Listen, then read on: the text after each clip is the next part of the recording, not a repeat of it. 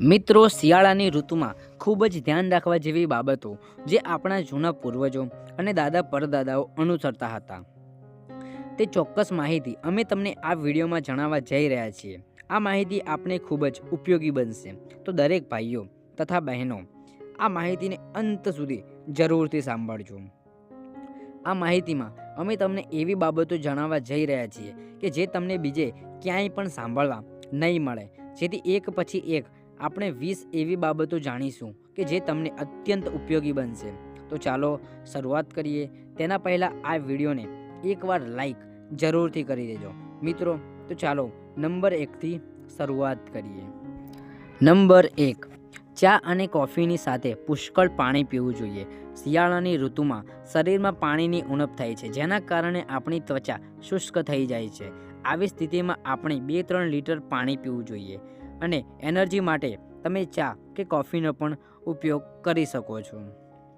Number 2, શિયાળામાં તમે તુલસી અને મધનું સેવન પણ કરી શકો છો. તુલસી અને મધ એક સાથે લેવાથી રોગ પ્રતિકારક શક્તિમાં વધારો થાય છે. તુલસી અને મધમાં રહેલા ઔષધીય ગુણો તમને શરદીથી થતા રોગોથી પણ બચાવે છે. જેથી તુલસીનું એક પાન અને તેને મધ સાથે ચાવી જાઓ. તમે ઈચ્છો તો તુલસીના પાનનું પાણી પણ પી શકો છો. નંબર 3, મોટાભાગના લોકો શિયાળામાં બાજરીના રોટલા ખાવાનું પસંદ કરે છે. બાજરીનો રોટલો શરીરને ગરમ રાખવામાં મદદ કરે છે. આ ઉપરાંત તેમાં પ્રોટીન, કેલ્શિયમ, ફાઇબર અને વિટામિન બી પણ મળી આવે છે. આપ આપના ઘરમાં તમામ બાળકો અને વડીલોને બાજરીની રોટલી ખવડાવી શકો છો. આ તમને શિયાળામાં પણ ફિટ રાખશે. નંબર 4, આદુ પ્રકૃતિમાં ખૂબ જ ગરમ હોય છે. આ ઉપરાંત તે પાચન પ્રક્રિયાને પણ સ્વસ્થ રાખે છે. તેથી તમારે શિયાળામાં આદુનું સેવન કરવું જોઈએ. તમે આદુની ચા, પાણી અથવા તો ઉકાળો વગેરે પણ પી શકો છો. શરદી અને ઉધરસની સ્થિતિમાં તમે આદુનો રસ પણ પી શકો છો. નંબર 5, દરેક ઋતુમાં ડ્રાય ફ્રૂટ્સનું સેવન કરવું જોઈએ, પરંતુ શિયાળામાં ડ્રાય ફ્રૂટ્સ ખાવાથી શરીરને પૂરતી એનર્જી મળે છે. સૂકા ફળો, ગરમ ફળો અને તે શરીરને હંમેશા ગરમ રાખે છે અને મિત્રો શરદી ઉધરસથી પણ બચાવે છે. તમે કિસમિસ, બદામ, કાજુ, મગફળી અને અખરોટ વગેરેનું સેવન પણ કરી શકો છો. એના સિવાય અંજીર અને ખજૂર ખાવાથી પણ ફાયદો થાય છે. નંબર 6, શિયાળામાં લસણનું સેવન કરવાથી તમે ગરમ રહી શકો છો. તમે તમારા ભોજનમાં લસણનો સમાવેશ કરી શકો છો. લસણનું સૂપ, ચટણી અથવા તો અથાણું પણ ખાઈ શકો છો.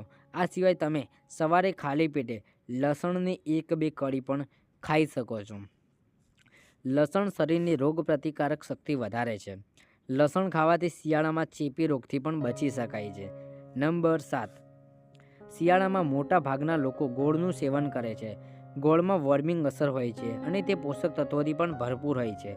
આવી સ્થિતિમાં જો તમે શિયાળામાં ગોળ ખાઓ છો તો તમે તમારી જાતને શરદીથી બચાવી શકો છો. આ સિવાય તમે ગોળની ચા, ગોળના લાડુ વગેરે પણ ખાઈ શકો છો. નંબર 8, શિયાળામાં સૂપ પીવું ખૂબ જ ફાયદાકારક હોય છે. તમે ટામેટા સૂપ, બ્રોકોલી સૂપ, કઠોળ સૂપ, વનસ્પતિ સૂપ, ડુંગળી સૂપ વગેરેનું પણ સેવન કરી શકો છો. ટૂંકમાં એન્ટીઓક્સિડન્ટ અને એન્ટી ઇન્ફ્લેમેટરી ગુણો જોવા મળે છે. આવી સ્થિતિમાં જો તમે શિયાળાની ઋતુમાં નિયમિત રીતે સૂપ પીશો તો તમને પૂરતી એનર્જી મળશે અને સાથે સાથે તમે પોતાને ફિટ અને સ્વાસ્થ્ય પણ અનુભવશો. નંબર 9, શિયાળાની ઋતુમાં બજારોમાં વિવિધ પ્રકારના શાકભાજી ઉપલબ્ધ હોય છે. તમારી રોગ પ્રતિકારક શક્તિ વધારવા માટે તમારે મોસમી શાકભાજીનું સેવન કરવું જોઈએ. ઠંડા હવામાનમાં તમે પાલક, મેથી, સરસવ, બથુઆ વગેરેનું સેવન પણ કરી શકો છો. તો તમારા શરીરના સારા સ્વાસ્થ્ય માટે શિયાળામાં લીલા શાકભાજીને આહારમાં લેવું જોઈએ. નંબર 10, શિયાળાના દિવસોમાં મધનું સેવન કરવું ખૂબ જ ફાયદાકારક માનવામાં આવે છે. મધ સ્વાદમાં મધુર અને પોષક તત્વોથી ભરપૂર હોય છે. મધ આપણે શરીરને માત્ર ઉર્જા જ નહીં પણ આપણી રોગ પ્રતિકારક શક્તિને પણ વધારે છે અને મજબૂત બનાવે છે. મધના સેવનથી ગળાના દુખાવામાં પણ રાહત મળે છે. દેશી ઘીમાં ફેટી એસિડ પૂરતી માત્રામાં જોવા મળે છે, જે આપણા શરીરના તાપમાન અને ગરમીને સંતુલિત રાખે છે. શિયાળાની ઋતુમાં નિયમિત રીતે ઘીનું સેવન કરવું ખૂબ જ ફાયદાકારક સાબિત થઈ શકે છે. નંબર 12, શિયાળામાં તજનું સેવન ખૂબ જ ફાયદાકારક માનવામાં આવે છે. તજનું સેવન કરવાથી શરીરમાં મેટાબોલિઝમ વધે છે, જેના કારણે શરીરમાં ગરમી ઉત્પન્ન થાય છે. જો તમને કફની સમસ્યા હોય તો તમે તજનું પાણી પણ પી શકો છો. નંબર 13, સરસોમાં એલિલ આઇસોથિયોસાઇનેટ નામનું સંયોજન હોય છે, જે માનવ શરીરનું તાપમાન જાળવી રાખવાની પ્રક્રિયાને વધારી શકે છે. શરીરને ગરમ રાખવા માટે તમે સરસવ અથવા તો સરસવના તેલનું પણ સેવન કરી શકો છો.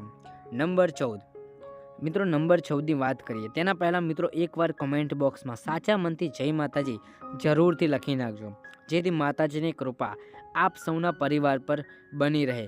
અને આ ચેનલને પણ જરૂરથી સબસ્ક્રાઈબ કરી દેજો, જેથી આવી જ માહિતી આપણે મળતી રહે. તો ચાલો નંબર 14ની વાત કરીએ. નંબર 14, શિયાળામાં તલનું સેવન કરવું ખૂબ જ ફાયદાકારક છે. તેમાં ફાઇબર, વિટામિન, કેલ્શિયમ, પ્રોટીન અને અન્ય પોષક તત્વો મળી આવે છે, જે આપણને ઘણી બીમારીઓથી પણ બચાવે છે. તલનું નિયમિત સેવન કરવાથી પાચન શક્તિ મજબૂત બને છે અને શરીરને અંદરથી પણ ગરમ બને છે. નંબર 15, શિયાળામાં ખજૂર ખાવાથી પણ ઘણા બધા ફાયદા થાય છે. ખજૂરમાં vitamin A, vitamin B, calcium, potassium અને અન્ય વિટામિન ભરપૂર માત્રામાં હોય છે. ખજૂર ખાવામાં ગરમ છે. તેનું નિયમિત સેવન શરીરને અંદરથી ગરમ રાખે છે, જેથી તમે તમારા આહારમાં મર્યાદિત માત્રામાં ખજૂરનું સેવન પણ કરી શકો છો. નંબર 16, શક્કરિયાને શિયાળાની ઋતુનું વરદાન કહેવામાં આવે છે. શક્કરિયા બજારમાં સરળતાથી ઉપલબ્ધ હોય છે, જે ખાવામાં સ્વાદિષ્ટ અને પચવામાં સરળ હોય છે. શક્કરિયામાં શરીર માટે જરૂરી એવા ઘણા પોષક તત્વો છે, જેવા કે આયર્ન, ફોલેટ, કોબર, મેગ્નેશિયમ વગેરે પર્યાપ્ત માત્રામાં હોય છે. વિટામિન સી, વિટામિન એ અને ફાઇબરની ભરપૂર એવા શક્કરિયા રોગપ્રતિકારક શક્તિ વધારવા ઉપરાંત ત્વચા, વાળ અને આંખોને પણ સ્વસ્થ રાખે છે. નંબર 17, શિયાળામાં લીલા પાંદડાવાળા શાકભાજી અથવા તો લીલોતરી ખાવાથી શરીરને vitamin A, vitamin C, calcium, iron અને ફાઇબર મળે છે. આ બધા શાકભાજી ખાવાથી શિયાળામાં સાંધા કે હાડકાના દુખાવામાં પણ રાહત મળે છે. આયર્ન શરીરમાં લોહી વધારવામાં મદદ કરે છે. તેનાથી એનિમિયા અને નબળાઈ પણ દૂર થાય છે. નંબર 18, શિયાળામાં આપણે ઝીંકથી ભરપૂર ખોરાક ખાવો જોઈએ. તેમાં કઠોળ, પાલક, આખા અનાજ, સૂકા ફળો જેવા ખોરાકનો સમાવેશ થાય છે. પાલકનું સેવન કરવાથી આપણું પાચન સુધરે છે અને શરીરમાં થતી બળતરા પણ ઓછી થાય છે. નંબર 19, શિયાળામાં મૂળ શાકભાજીનું સેવન કરવું ખૂબ જ ફાયદાકારક હોય છે, જેમાં ગાજર, બીટરૂટ વગેરેનો સમાવેશ થાય છે. આ શાકભાજીમાં વિટામિન એ અને વિટામિન સી મળી આવે છે. આ ઉપરાંત તેમના સેવનથી હૃદય રોગ અને કેન્સર જેવી જીવલેણ બીમારીઓથી પણ રાહત મળે છે. તેનાથી હાડકાં પણ મજબૂત બને છે. નંબર 20, શિયાળાની ઋતુમાં લોકો ખૂબ જ આળસ અનુભવે છે. આનું કારણ એ છે કે શિયાળા દરમિયાન આપણા શરીરમાં મેલાટોનિન ઉત્પન્ન થાય છે, જેના કારણે આપણે થાક અનુભવીએ છીએ.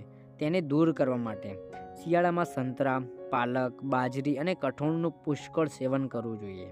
સાથે સાથે શિયાળામાં હળદર અને તજનું સેવન પણ ફાયદાકારક માનવામાં આવે છે. મિત્રો, આવી જ માહિતી સમયસર સાંભળવા માટે અમારી ચેનલ સાથે જોડાઈ